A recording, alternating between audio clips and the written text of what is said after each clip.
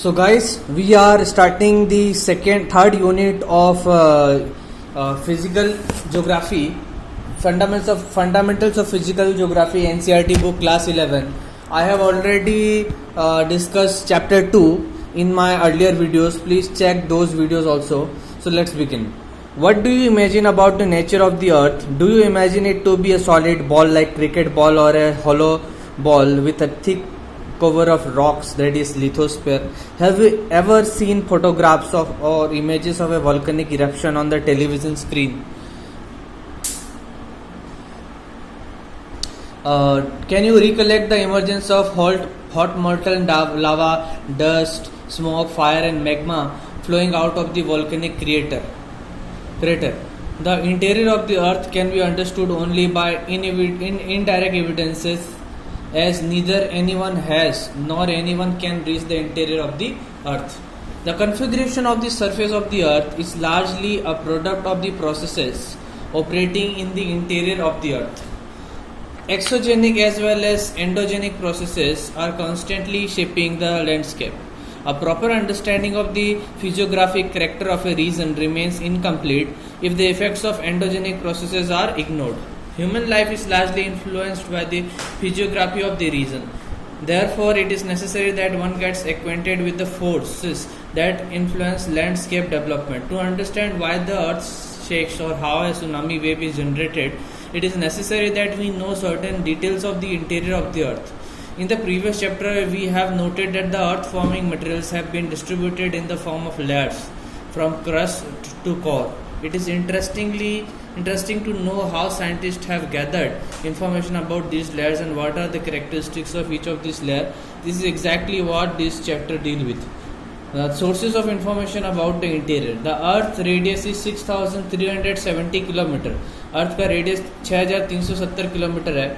No one can reach the center of the earth and make observation or collect samples of the material.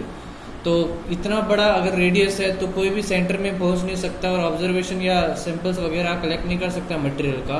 Under such condition you may wonder how scientist tell us about the earth's interior, type of materials that exist at such depths.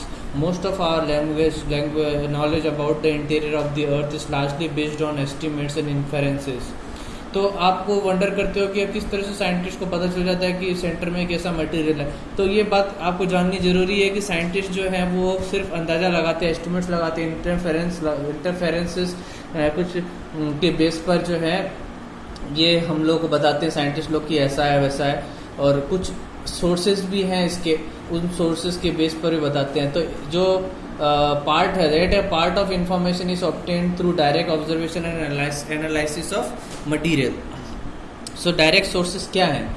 Direct sources है drilling करना, volcanic eruptions. तो drill करके भी कुछ पता चलता है और वोल्केनिक इरप्शन से भी कुछ पता चलता है. The most easily available solid earth material is surface rock और the rock we get from mining areas. Gold mines in South Africa are as deep as 3.3 or 4 km. Going beyond this depth is not possible as it is very hot at this depth. Besides mining, scientists have taken up a number of projects to penetrate deeper depths to explore the conditions in the crustal portion. Scientists world over are working on two major projects such as Deep Ocean Drilling Project and Integrated Ocean Drilling Project. The deepest drill at Kola in Arctic Ocean has so far reached a depth of 12 kilometers. These and many deep drilling projects have provided large volume of information through the analysis of material collected at different depths. जो बहुत ज़्यादा easily available होता है solid earth material वो surface rock है या rock जो कि हम लोग माइनिंग से मिलता है. गोल्ड माइन साउथ अफ्रीका का वो 3 से 4 किलोमीटर गहरा है. डेप्थ से नीचे जाना पॉसिबल नहीं है क्योंकि इस डेप्थ से नीचे जाने से बहुत गर्मी रहती है इस डेप्थ में, तो इसलिए इसका खुदाई करना इतनी आसान नहीं है. माइनिंग के अलावा साइंटिस्ट ने बहुत सारे प्रोजेक्ट लिए हैं डीपर डेप्थ्स को पेनिट्रेट करने के लिए ताकि क्रस्टल पोर्शन की कंडीशन को एक्सप्लोर किया जा सके. साइंटिस्ट पूरी दुनिया के 2 मेजर प्रोजेक्ट पर काम कर रहे हैं, डीप ओशन ड्रिलिंग प्रोजेक्ट और इंटीग्रेटेड ओशन ड्रिलिंग प्रोजेक्ट. जो डीपेस्ट ड्रिल है वो कोला में है, आर्कटिक ओशन में. वो अभी तक 12 किलोमीटर तक पहुंचा है, उसकी गहराई 12 किलोमीटर है.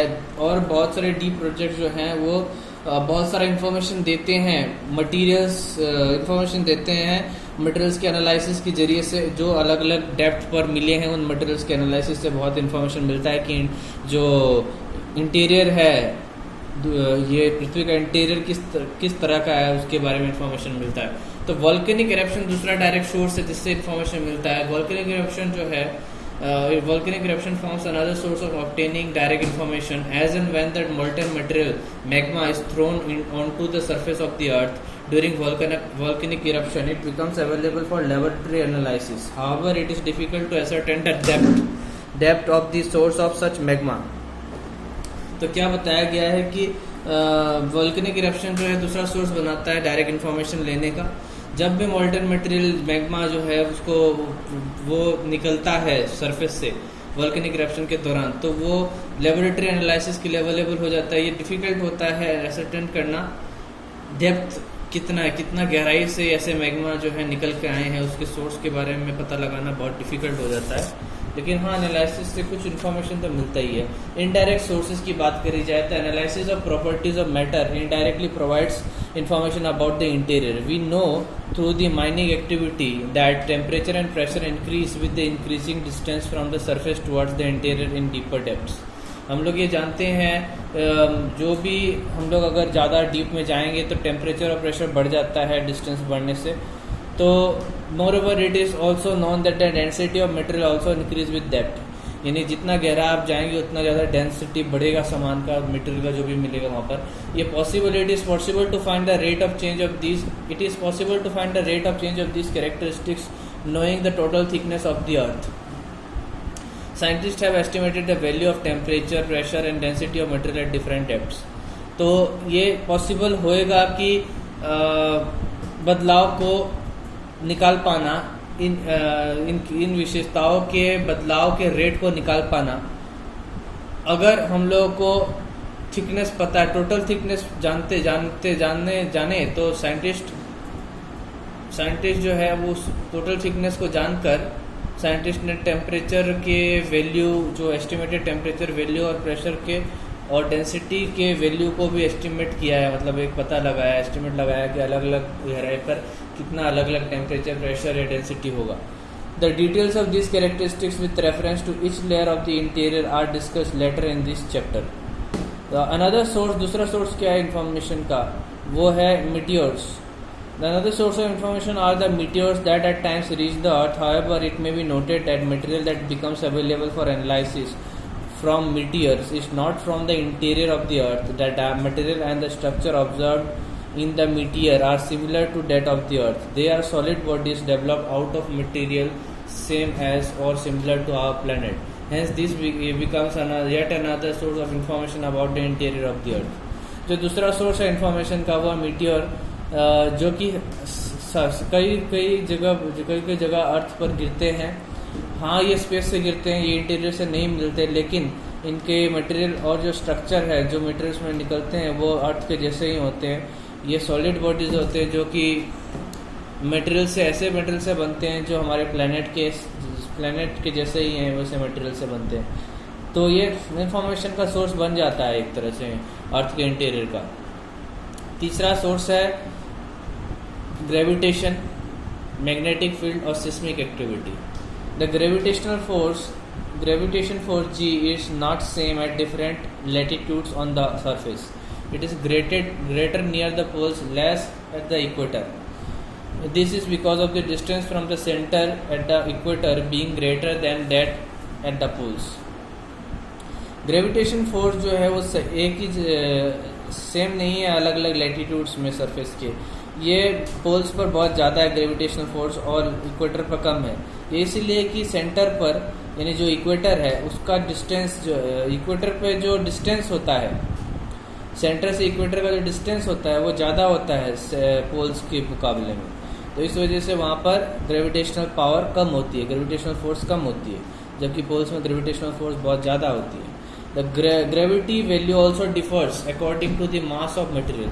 जो ग्रेविटी वैल्यू है वो भी अलग अलग होता है मटेरियल के मास के हिसाब से। एक अनइवन डिस्ट्रीब्यूशन मटेरियल के मास का अर्थ के अंतर्गत इन्फ्लुएंस करता है इसके वैल्यू को। The reading of the gravity at different places is influenced by many other factors. These readings differ from expected values. Such a difference is called gravity anomaly. Gravity का reading जो है अलग अलग जगह पर बहुत सारे फैक्टर से इन्फ्लुएंस होता है. अगर ग्रेविटी का रीडिंग अलग अलग आता है एक्सपेक्टेड वैल्यू से तो उसको ग्रेविटी एनोमेली कहते हैं. तो ग्रेविटी एनोमेलीज जो है हमें इंफॉर्मेशन देती है मटेरियल के मास के डिस्ट्रीब्यूशन के बारे में, क्रस्ट में जो मटेरियल का मास का डिस्ट्रीब्यूशन उसके बारे में. मैग्नेटिक सर्वे दूसरा सोर्स है, इनडायरेक्ट सोर्स है. तब इस पर्टिकुलर पॉइंट का दूसरा सोर्स है, सब पॉइंट है, दूसरा सब पॉइंट. मैग्नेटिक तीसरे नंबर पॉइंट का सेकेंड सब point. Magnetic survey also provide information about the distribution of magnetic material in the crustal portion. तो मैग्नेटिक मटेरियल के बारे में इंफॉर्मेशन देता है मैग्नेटिक सर्वे. क्रस्टल पोर्शन में किस तरह का मैग्नेटिक मटेरियल है और इंफॉर्मेशन देता है मटेरियल के डिस्ट्रीब्यूशन का उस पे पार्ट में. Seismic activity is one of the most important source of information about the interior of the earth. Hence we shall discuss in some detail. तो ये हो गए 3 पॉइंट इनडायरेक्ट सोर्स के. चौथा पॉइंट हो गया earthquake. Earthquake, the study of seismic waves provides a complete picture of the layered interior. तो seismic waves का जो स्टडी करने से पूरा पिक्चर पता चलता है कि लेयर्ड इंटीरियर का किस तरह का पिक्चर रहता है, वो सारा कुछ पता चल जाता है. An earthquake in simple words is shaking of the earth. It is a natural event. It is caused to due to release of energy which generates waves that travels in all direction. तो earthquake का मतलब है कि अर्थ का हिलना ये natural event है. ये क्यों होता है? एनर्जी की रिलीज की वजह से होता है जो वेव्स जनरेट करती है, जो सारे डायरेक्शन में ट्रेवल करती है. अर्थ क्यों हिलती है, शेक क्यों करती है? The release of energy occurs along a fault. A fault is a sharp break in the crustal rock. Rocks along a fault tend to move in opposite directions. As the overlying rock strata press them, the friction locks them together. However, their tendency to move apart at some point of time overcomes the friction. As a result, the blocks get deformed and eventually they slide past one another abruptly. This causes a release of energy and the energy waves travel in all directions. The point where the energy is released is called focus of an earthquake. Alternatively, it is called hypocenter. The energy waves traveling in different directions reach the surface. The point on the surface nearest to focus is called epicenter. It is first one to experience the wave. It is a point directly above the focus. अच्छा, तो release जो energy का release होना वो होता है fault में होता है. ये फॉल्ट एक शार्प ब्रेक है क्रस्टल रॉक के. जो क्रस्टल रॉक है उसमें जो ब्रेक होना यानी उसमें जो दरारें हैं वो दरारों में एनर्जी का रिलीज होता है. सो रॉक जो है फॉल्ट में जो रॉक है, rock along a fault tend to move in opposite direction. Fault में जो रॉक है वो रॉक दो टुकड़े में जो रॉक तब्दील होना चाहते हैं अपोजिट डायरेक्शन में जाकर. So as the overlying rock strata press them the friction locks them together. जैसे ही लॉक स्ट्राटा एक दूसरे को प्रेस करते हैं तो फ्रिक्शन जो है वो दोनों को लॉक करके रखते हैं. लेकिन ये जो टेंडेंसी है एक दूसरे से दूर जाने का, एक ऐसे पॉइंट आता है जहाँ पर वो फ्रिक्शन के पावर को ओवरकम कर देता है. इसकी वजह से ब्लॉक जो है डिफॉर्म्ड हो जाता है. इवेंचुअली वो लोग स्लाइड करते हैं. दे slide past one another abruptly. तो एक दूसरे के ऊपर स्लाइड करने लगते हैं. इसकी वजह से एनर्जी का रिलीज होता है और एनर्जी वेव्स ट्रेवल करते हैं सारे डायरेक्शन में. वो पॉइंट जहाँ पर एनर्जी रिलीज होता है उसको फोकस बोलते हैं अर्थक्वेक का. अल्टरनेटली उसको हाइपोसेंटर बोलते हैं. एनर्जी वेव जो ट्रेवल करता है अलग अलग डायरेक्शन में वो सरफेस तक पहुंचता है. वो पॉइंट जहाँ पर वो पॉइंट सरफेस में जो कि फोकस के सामने है उसको एपिसेंटर बोलते हैं. ये पहला वन है जो एक्सपीरियंस करने के लिए वेव को. ये पॉइंट है डायरेक्टली फोकस के ऊपर. अर्थक्वेक वेव्स जितना भी नेचुरल अर्थक्वेक है वो होता है लिथोस्फीयर में. You will learn about different layers of the earth later in this chapter. It is sufficient to note here that the lithosphere refers to the portion of depth up to 200 km from the surface of the earth. An instrument called seismograph records the waves reaching the surface. A curve of the earthquake waves recorded on the seismograph is given in figure 3.1. जितने भी natural earthquake हैं वो lithosphere में होते हैं।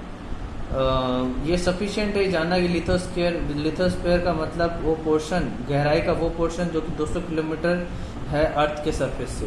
एक instrument जिसका नाम है सिस्मोग्राफ रिकॉर्ड करता है वेव्स को, जो सरफेस तक पहुंचती है वैसे वेव्स को रिकॉर्ड करता है।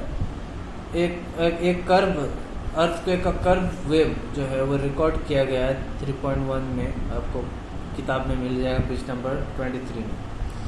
फिर note that the curve shows 3 distinct section each representing different types of wave pattern. ये नोट करने वाली बात है, कर्व 3 अलग अलग तरह का सेक्शन बताता है, हर एक सेक्शन अलग अलग तरह का वेव पैटर्न बताता है। Body waves, surface wave. Body waves are generated due to release of energy at the focus and move in all direction travelling through the body of the earth. Body wave generally कैसे generate होता है? Energy के release से generate होता है, focus में energy के release से, और सारे डायरेक्शन में मूव करता है। अर्थ के बॉडी के हर डायरेक्शन में मूव करता है अर्थ के बॉडी में। Hence the name body waves. The body waves interact with the surface rocks, generate new sets of waves called surface waves. तो बॉडी वेव्स रॉक के साथ, सरफेस रॉक के साथ इंटरेक्ट करता है और नया वेव्स जनरेट करता है, surface wave. These waves move along the surface. ये वेव्स सरफेस में मूव करता है। The velocity of waves changes as they travel through material with different density. यानी अलग अलग डेंसिटी के मटेरियल के साथ अलग अलग वेलोसिटी जनरेट करता है ये surface wave. The denser the material the higher is the velocity. जितना ज़्यादा घना मटेरियल में वो सरफेस वेव गुजरेगा उतना ज़्यादा उसका वेलोसिटी होएगा। This direction, their direction also changes as they reflect और refract when coming across material with different densities.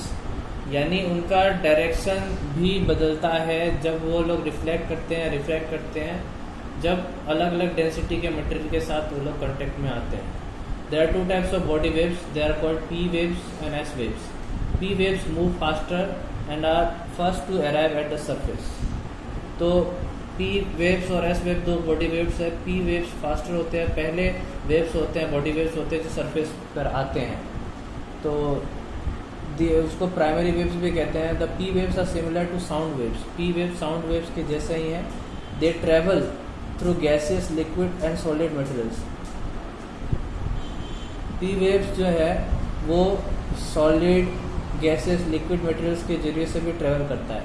Gas और लिक्विड और सॉलिड मटेरियल सबसे ट्रेवल करता है। S wave arrive at the surface with some time lag, this are called secondary wave. S wave जो है कुछ समय बाद आता है सरफेस पर, पहले प्राइमरी वेव आता है। The important fact about S waves is that they can travel only through solid material. S wave सिर्फ सॉलिड मटेरियल के जरिए से पास हो सकता है, लेकिन पी वेव सॉलिड हो, गैसेस और लिक्विड और किसी भी तरह के मटेरियल से पास हो सकता है। सबसे पहले आता है, फास्ट मूव करता है। ये the characteristics of the S wave is quite important. It has helped scientist to understand the structure of the interior of the earth. यानी जो कैरेक्टरिस्टिक्स है एस वेव का बहुत ज़रूरी है। ये मदद करा है साइंटिस्ट को जानने के लिए कि अर्थ का इंटीरियर कैसा है, the reflection causes waves to rebound whereas refraction makes wave move in different direction. Refraction जो है, रिफ्लेक्शन की वजह से रीबाउंड हो जाते हैं वेव्स, जबकि रिफ्रैक्शन की वजह से वेव्स दूसरे डायरेक्शन में चले जाते हैं। The variation in the direction of waves are inferred with the help of their record on seismograph. यानी डायरेक्शन वेव्स का वो बदल रहा है, वो पता चलेगा सिस्मोग्राफ की मदद से। सिस्मोग्राफ रिकॉर्ड करता है वेव्स को जो सरफेस से पहुंचता है, और इससे डायरेक्शन पता चलता है। The surface waves are the last to report on seismograph. Surface wave वो लास्ट वेव्स है जो कि सिस्मोग्राफ में रिकॉर्ड होगा। This waves are more destructive. यानी सरफेस वेव्स जो है वो ज़्यादा डिस्ट्रक्टिव होते हैं। They cause displacement of rocks and the collapse of structures occurs. इसीलिए स्ट्रक्चर ऑफ कोलैप्स होता है। Propagation of earthquake waves. Different types of earthquake waves travel in different manners. तो सरफेस वेव्स लास्ट होते हैं जो कि सिस्मोग्राफ में आते हैं, और वो ज़्यादा डिस्ट्रक्टिव होते हैं। बॉडी वेव्स इतना डिस्ट्रक्टिव नहीं होते हैं। बॉडी वेव सबसे पहले पी वेव्स आएंगे, फिर एस वेव्स आएंगे। P waves solid, liquid, gases तीनों स्टेट में मूव कर सकता है, और एस वेव से सॉलिड में मूव कर सकता है। उसके बाद सरफेस वेव आता है, तो the variation direction of waves are informed with the help of seismograph. ये डिस्प्लेसमेंट करता है, कोलैप्स करता है। तो अलग तरह के अर्थक्वेक्स वेव्स जो है ट्रेवल करते हैं अलग अलग तरीके से। एज दे मूव और propagate they cause vibration in the body of the rocks through which they pass. जब जैसे जैसे वो मूव करते हैं, प्रोपेगेट करते हैं, आगे बढ़ते हैं, तो वो बॉडी, रॉक के बॉडी में वाइब्रेशन पैदा करते हैं। P waves vibrate parallel to the direction of the wave, यानी जिस डायरेक्शन में वेव जा रही है उसी के पैरेलल वाइब्रेशन पैदा करता है P waves. This exerts pressure on the material in the direction of the propagation. तो उसके वजह से जिस साइड में वेव जा रही है उस साइड में ही वाइब्रेशन पैदा होगी। As a result create density difference in the material leading to stretching and squeezing of the material. उसकी वजह से डेंसिटी डिफरेंस पैदा होता है और उसको मटेरियल का स्ट्रेचिंग होता है, खिंचाव होता है और सिकुड़न होता है। मटेरियल सिकुड़ भी जाता है और उसको खिंचाव भी महसूस होता है। तो on other three waves vibrate perpendicular to the direction of the propagation। बाकी के जो तीन वेव्स है वो जिस डायरेक्शन में प्रोपेगेशन अगर हो रहा है उसके परपेंडिकुलर होकर वाइब्रेशन देते हैं। The direction of vibration of S wave is perpendicular to the wave direction, यानी एस वेव अगर एस वेव का जो वेव डायरेक्शन है उसके परपेंडिकुलर उसका वाइब्रेशन आता है in the vertical plane. Hence they create crest in the material through which they pass. Surface waves are considered to be the most damaging waves. Emergence of shadow zone. Earthquake waves get recorded in seismograph located at far off location. However, there exist some specific areas where the waves are not reported. Earthquake waves जो है उसको record किया जाता है सिस्मोग्राफ्स में जो दूर भी लोकेटेड है, दूर लोकेशन में भी सिस्मोग्राफ अगर है तब भी अर्थक्वेक वेव्स का जो है उसको रिकॉर्डिंग पता चल जाएगा। लेकिन कुछ ऐसे एरिया है जहाँ पे वेव्स की रिपोर्टिंग ही नहीं होती है, तो ऐसे एरियाज को बोलते हैं शैडो जोन, जो अलग अलग इवेंट का स्टडी जो है रिवील करता है हर एक अर्थक्वेक के लिए कि एक डिफरेंट शैडो जोन होता है। डिफरेंट शैडो जोन होता है अलग अलग जगह के लिए। Shadow zone of P and S waves. It was observed that seismographs located at any distance within 105 degree from the epicenter recorded the arrival of both P and S waves. However, the seismographs located beyond 145 degree from epicenter records the arrival of P waves, but not of S waves. Thus, the zone between 105 to 145 degree from epicenter was identified as shadow zone for both the types of waves. The entire zone beyond 105 degree does not receive S waves. The shadow zone of S wave is much larger than of P waves. The shadow zone of P waves appears as a band around the earth between 105 degree and 145 degree away from epicenter.